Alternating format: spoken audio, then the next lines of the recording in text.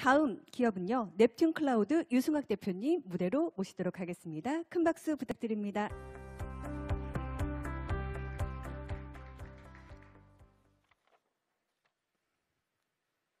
안녕하십니까. 저는 글로벌 원자재 기업들을 위한 솔루션을 만들고 있는 넵튠 클라우드의 유승학 대표입니다. 다시 인사드리겠습니다.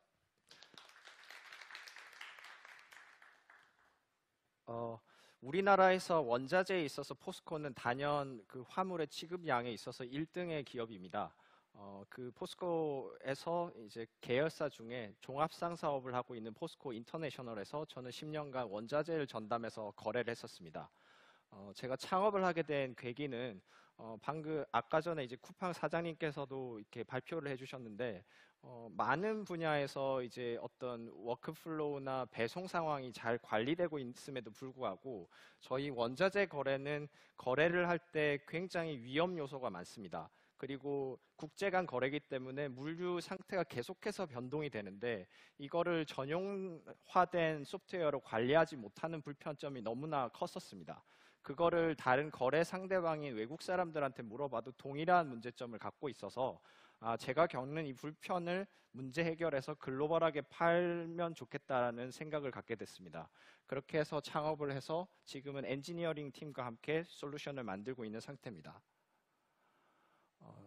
대체로 국제 물류의 도구들은 20년 주기로 교체가 됐는데요. 현재 우리나라는 아시아권에서는 아직까지는 메시징 앱과 MS 오피스 도구를 통해서 원장 관리를 주로 하고 있는 상태입니다. 하지만 미국을 중심으로 이미 SaaS로 업무가 전환이 되고 있고요.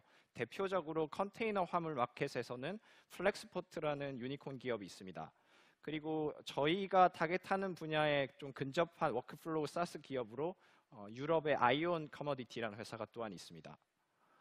여기 슬라이드는 최근 2, 3년 내에 발생한 어떤 원자재 분야 스타트업들의 리스트입니다.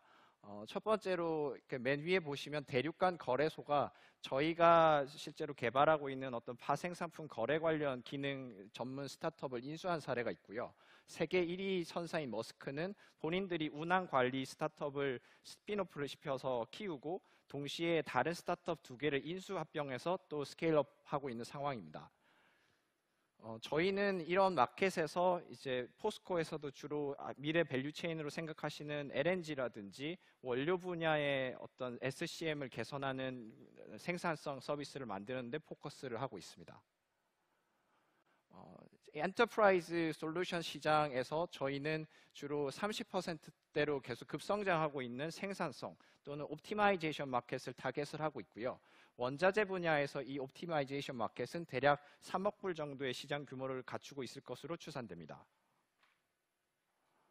저희가 풀고자 하는 페인 포인트는 기존의 기업들이 이미 도입하고 있는 ERP 솔루션이라든지 세일즈포스처럼 간혹 도입하시는 CRM으로는 해결이 잘 안 되는 문제점입니다.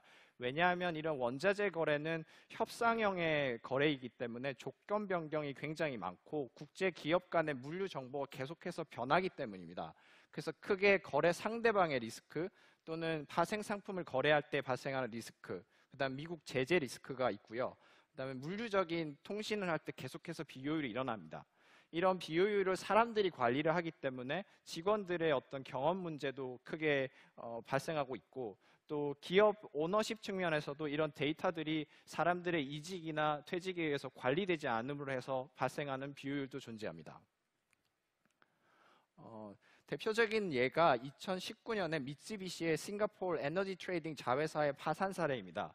트레이더가 이렇게 현물 거래를 하다 보면은 파생 거래를 할 때 실수를 하거나 또는 투기를 하고자 하는 욕구가 주기적으로 생깁니다. 그래서 이해에 3억 불의 손실이 났었고요. 이 30년 동안 잘 운영되던 회사가 파산을 했습니다. 또한 이 레퍼런스 기사 CNN 기사의 하단을 보시면 미쯔이라는 회사가 10년 전에 동일한 이유로 싱가포르 트레이딩 펌을 문을 닫는 케이스도 있었습니다. 두 번째로 자주 발생하는 문제점은 미국은 이제 미국의 적성 국가에게 제재를 할 수 있는데요. 국가만을 제재하지 않고 기업이나 심지어 선박까지 제재를 합니다. 현재는 국제 물류를 하는 기업들이 이런 것들을 리스크 관리 부서나 담당자들이 직접 관리를 하고 있는데 사람이 관리하다 보니까 체계적으로 체크를 할 수 없는 문제가 있고 물류 단계 중간에 제재 리스크가 발생했을 때 색출하지 못합니다. 그래서 아까와 같은 파생상품 위험이라든지 컴플라이언스 위험은 소프트웨어로 전환을 했을 때 사전 방지할 수 있음에도 불구하고 현재 현업에서 잘 관리되지 않고 있는 상태입니다. 저희 서비스를 도입하시게 되면 첫 번째로 제가 맨 처음 가졌던 문제의식과 같이 업무를 할 수 있는 전용 도구가 생기고요. 두 번째로는 영업 담당자가 ERP에 정적으로 안정화된 데이터를 다시 키인하는 일을 안 해도 됩니다. 세 번째는 기존의 이런 원자재 기업들의 디지털 전환을 하기에 포인트 솔루션들을 도입하기 어려웠었는데요. 사스 기반의 업무를 통해서 디지털 전환을 가속화하실 수 있습니다. 저희의 서비스 효용은 관리성 업무로 반복적으로 일어나는 저생산 업무를 줄여서 판관 비용을 30% 절감할 수 있고요. 간혹하면서 아까 말씀드린 것처럼 발생하는 치명적인 기업 위험을 예방할 수가 있습니다. 저희의 서비스 피처는 계약 협상 단계부터 물류 오퍼레이션, 대금을 회수하고 그 뒤에 경영 분석하는 전 과정에 대한 워크플로우를 제공하기 때문에 문서와 정보를 동기화해서 효율을 높일 수 있습니다. 저희의 비즈니스 모델은 첫 단계에서는 고객들이 스탠드 어론으로 내부적으로 관리할 수 있는 업무 시스템을 제공해서 그것을 기반으로 여러 기업이 사용했을 때 기업 간 소통이나 거래 매칭을 할 수 있는 마켓플레이스, 그 다음에 무역금융 분야에 진출해서 핀테크화하는 사업을 확장안으로 가지고 있습니다. 저희의 주요 고객은 이제 포스코나 포스코 인터내셔널 같은 글로벌 펌도 있고요. 에너지 거래를 전문적으로 하는 중견기업들도 있습니다. 그래서 전 세계의 원자재 거래 펑션을 갖고 있는 여러 기업을 대상으로 해서 사스 솔루션을 제공하고자 합니다. 경쟁자와 저희의 마켓 포지션을 설명드리겠습니다. 아이온 커머디티 같은 경우에는 풀 스케일로 굉장히 비싼 라이센스를 판매합니다. 한 라이센스 가격이 30억에 달하기도 하는데요. 제가 다니던 회사를 포함해서 많은 원자재 기업들이 제가 말씀드린 문제점을 가지고 있지만 솔루션을 도입하지 못했던 이유는 한 번에 도입하는 비용이 너무 높고 도입 기간이 길었기 때문입니다. 또한 두 번째 문제는 이쪽 분야 분들은 새로운 소프트웨어를 배워서 사용하는 것을 좋아하시지 않습니다. 그래서 저희는 복잡한 학습이나 업무 변경 없이 라이트하게 쓸 수 있는 TMS를 제공하고 가격은 기존 업체에 대비해서 10% 이내에서 공급하는 것을 포지셔닝하고 있습니다.